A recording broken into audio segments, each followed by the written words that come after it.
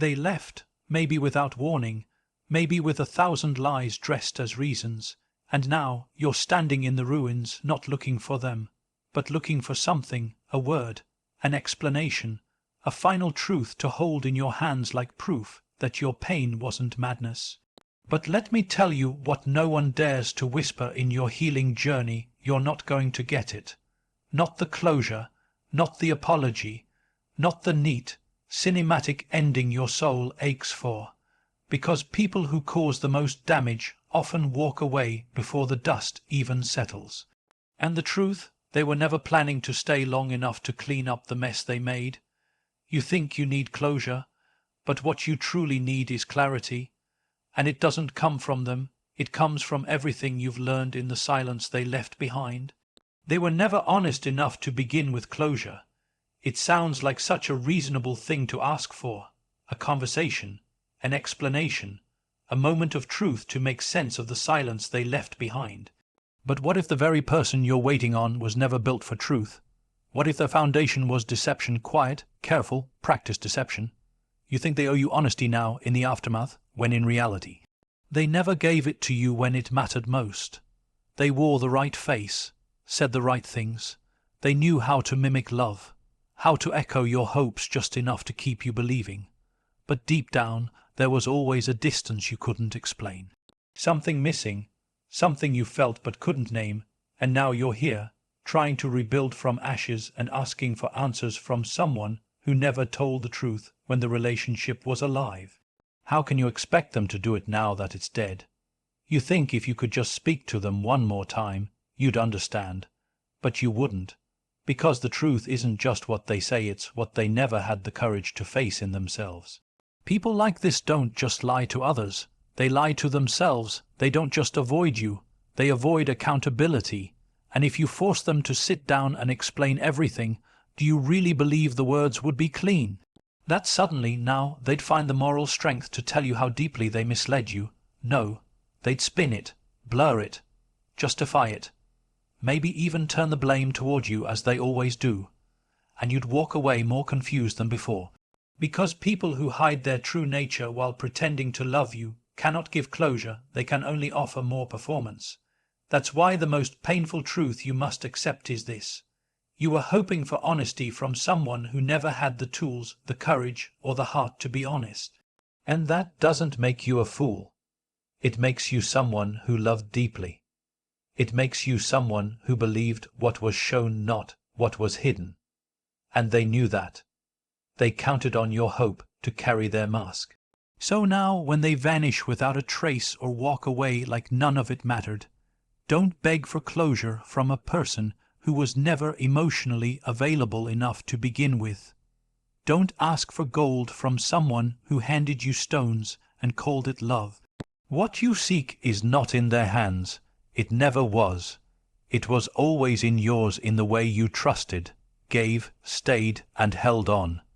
And now, it's time to hold on to something new, the truth that you were real, even when they weren't.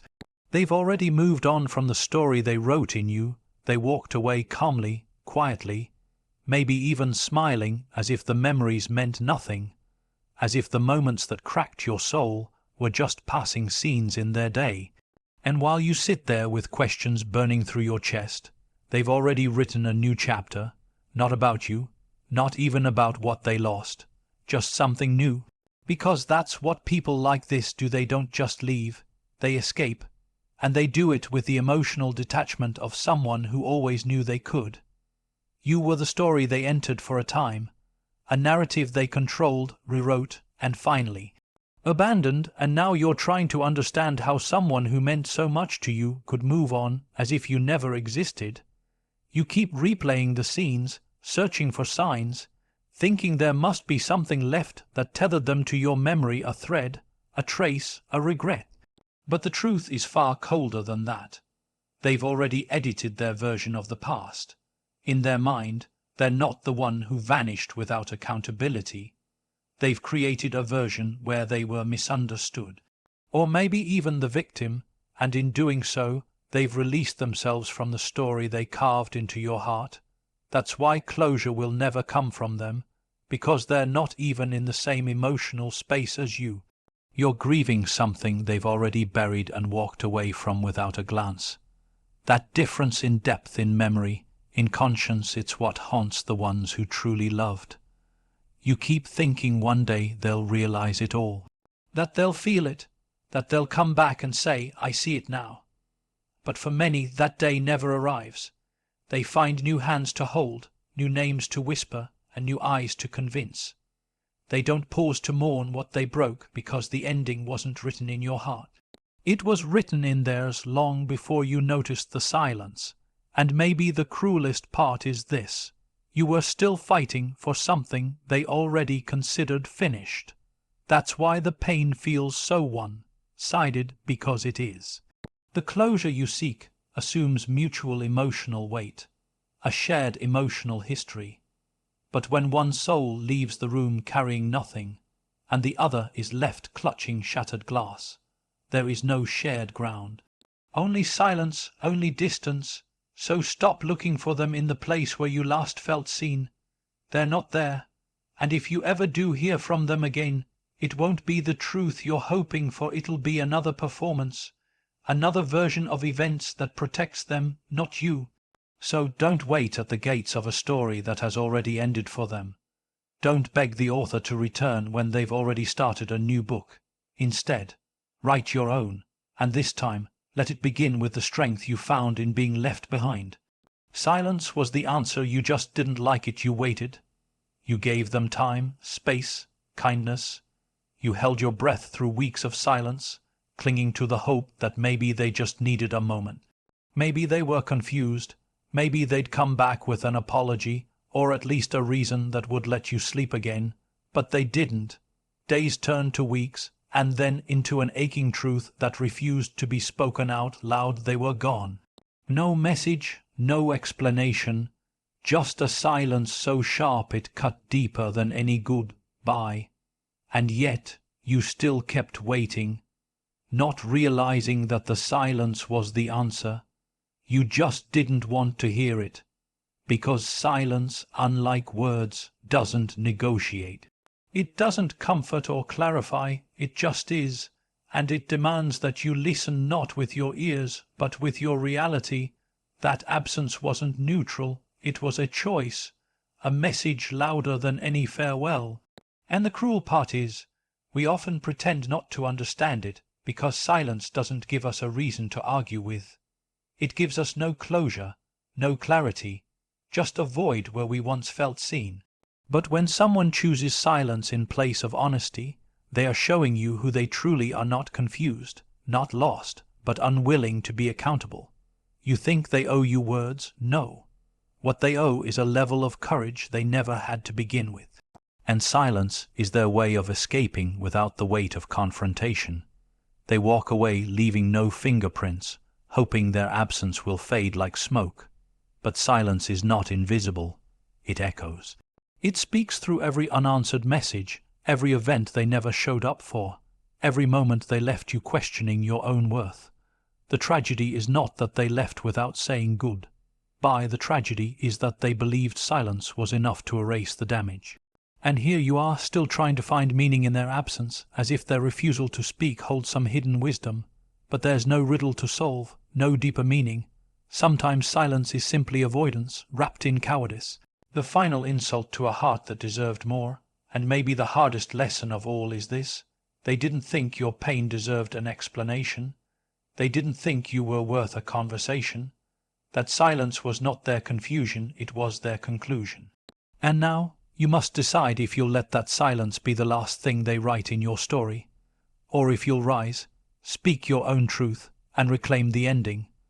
Because closure isn't about getting answers. It's about no longer needing them. And once you realize that silence was the answer, you stop waiting for the knock that will never come, and you begin walking toward a peace they were never capable of giving you. You're asking for justice in a place that has no court. You keep replaying it, every word, every moment, every choice they made that led to your heartbreak. And with every memory, the same thought haunts you. It wasn't fair. Because it wasn't. You showed up with honesty. You loved without manipulation. You stayed loyal even when it hurt. And in return you were discarded, misunderstood, or worse, blamed, and now you want justice. Not revenge, just recognition. Just someone to say you were right. What happened to you was wrong. But here's the brutal truth. You're asking for justice in a place that has no court. You're standing in the ruins of a connection that never operated by rules of decency, asking for fairness from someone who never even played fair to begin with. How do you hold someone accountable who refuses to carry the weight of what they've done? How do you make someone feel remorse when their heart is closed to self-reflection? You can't. And the longer you wait for them to deliver the verdict, the apology, the explanation, the ownership, the longer you stay imprisoned by their lack of conscience. Because closure isn't just about understanding what happened. It's about seeing that you won't get justice from someone who doesn't believe they've done anything wrong. People like this rewrite the past to protect themselves. They don't see the broken pieces they left behind, they see only what serves their image, and even if you confront them, demand answers, force the truth into the light, they'll deny it, deflect it, or twist it. You're looking for accountability from someone whose entire survival depends on avoiding it, and that realization hurts more than the heartbreak itself, because deep down you thought your pain would be enough to move them, that the truth would matter, but in their world truth is flexible, morality is optional, and empathy is conditional. You were never dealing with someone who saw you as an equal in emotional responsibility. So why are you still waiting for them to act like a judge when they were the one who burned the courthouse? You deserve justice, but not from them, not in the form of their regret or apology. Real justice, the kind that heals, comes when you stop chasing accountability from the very person who proved they couldn't give it. It comes when you step away from the wreckage with your integrity intact and say, I survived this. I faced what they couldn't, and I'm not going to let their lack of conscience keep my soul on trial. You don't need their recognition to prove what happened was wrong. You know it was, and that knowing, that clear-eyed, unwavering truth is your justice. It's not loud, but it's final. And when you stop seeking courtroom closure from those who play games with guilt, you finally step into the kind of peace they will never understand. Real closure comes when you stop needing it. We think closure is a gift that comes from the person who hurt us, as if their words, their apology, their sudden moment of clarity will stitch up all the wounds they left behind. So we wait not just for time to pass, but for something specific. A message, a knock, a conversation where finally they explain why they left, why they changed, why they broke something they once claimed to value. But that day never comes, and the more it doesn't come, the more your soul stays frozen in the same unanswered question. How could they? But maybe that's the turning point, the moment you stop waiting for them to answer and start realizing. You don't need them to, because real closure doesn't arrive from outside. It builds slowly, quietly, from within. It begins the day you stop rehearsing what you'd say if they came back. It grows when you realize that the apology you're longing for won't fix the damage. It would only reopen a door that leads to the same pain. Closure isn't them returning with clarity. It's you walking away with dignity. Not because you got what you wanted, but because you gave yourself what you needed, the right to stop bleeding for people who walked away without looking back. You don't need their validation. You don't need their understanding. You don't need their final words. You need your own, and it starts with this. They left. I didn't deserve it, but I will no longer carry their silence like a sentence. Real closure comes when you decide to stop needing the person who broke you to also be the one who heals you. They were part of the storm. They cannot be part of the calm. If they could fix it, it wouldn't have shattered in the first place. So let go of the idea that healing is something they owe you. Let go of the illusion that peace comes from their remorse. It doesn't. It comes from choosing to live as though you already have it. It comes from forgiving yourself for trusting them not for their sake, but for your freedom. It comes from saying, I may never know why, and that's okay. I don't need to. Because peace isn't found in their return, it's found in your refusal to wait. That's what real closure is. Not an ending they give you, but a beginning you give yourself. And when you stop needing them to make it right, you'll realize they never had that power to begin with. You did. You always did.